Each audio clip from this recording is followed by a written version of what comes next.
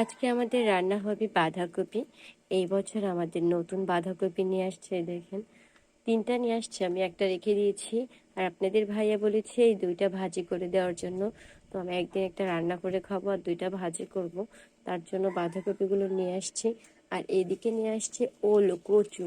এই ওল কচুটা আমি মাছ দিয়ে রান্না করব আর কি, ঝোল। আপনাদের ভাইয়া শুধু ভাজি দিয়ে ভাত খেতে পারে না, ওর নাকি গলা আটকে আসে, তার জন্য হচ্ছে গিয়ে এই ওল কচুটা ঝোল করা হবে। আর এইদিকে দেখেন পাকা পাকা ঝাল নিয়েছি ওল কচুতে দেওয়ার জন্য, আর এই কাঁচা ঝালগুলো দিব আমি বাঁধাকপিতে।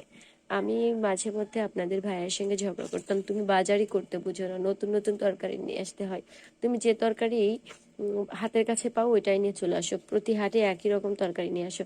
এইগুলো আমার ভালো লাগে না, তার জন্য ও আজকে দেখেন ভিন্ন রকমের 2টা তরকারি নিয়ে আসছে। আর এই ওই পাতাকপিটা সে বললো যে মানে এবার নতুন উঠছে, আমি নতুন দেখেই নিয়ে চলে আসছে।